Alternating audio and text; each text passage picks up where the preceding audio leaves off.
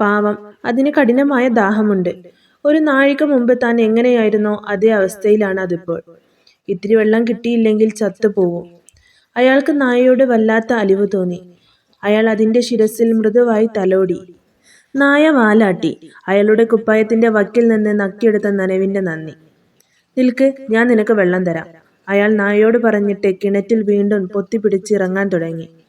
അടിയിലെത്തി ഒരു നിമിഷം ആലോചിച്ചു. എന്നിട്ട് തന്റെ 2 ഷൂസും അഴിച്ച് വെള്ളം നിറച്ചു. ഇതും കൊണ്ട് എങ്ങനെ കയറും? അധികം ആലോചിക്കേണ്ടി വന്നില്ല. ഷൂസ് രണ്ടും പല്ലുകൊണ്ട് കടിച്ചു പിടിച്ചു. കുറച്ച് കയറിയപ്പോഴേക്കും പ്രയാസം തോന്നി. വായിൽ തൂങ്ങുന്ന ഭാരവുമായി മുകളിലോട്ട് കയറാൻ സാധിക്കുന്നില്ല. പല്ലുകൾ വല്ലാതെ വേദനിക്കുകയും ചെയ്യുന്നു. എന്തിനു പറയുന്നു, ഒരുവിധം അയാൾ കരപ്പറ്റി. നായയുടെ മുന്നിൽ മുട്ടുകുത്തിയിരുന്ന് അതിന് സൗകര്യപൂർവ്വം കുടിക്കാൻ പറ്റും വിധം ഷൂസ് ചിരിച്ചു പിടിച്ചു കൊടുത്തു. വെള്ളം കുടിക്കുമ്പോഴെല്ലാം നായയുടെ വാൽ ആടിക്കൊണ്ടേയിരുന്നു.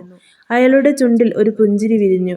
നായ ഇപ്പോൾ സംതൃപ്തനാണ്. അതിന്റെ ദാഹം തീർന്നിരിക്കുന്നു. ഒരു നായയോട് ദയാപൂർവം പെരുമാറിയ ഈ മനുഷ്യന്റെ പ്രവൃത്തിയിൽ അല്ലാഹു സന്തുഷ്ടനായി. അയാൾ മുമ്പ് ചെയ്ത പാപങ്ങളെല്ലാം പൊറുക്കപ്പെട്ടു.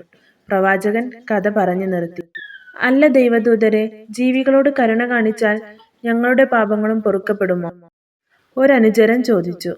തീർച്ചയായും, പ്രവാചകൻ പറഞ്ഞു. ജീവജാലങ്ങളോട് കരുണ കാണിച്ചാൽ നമുക്കതിന് ദൈവം പ്രതിഫലം തരും.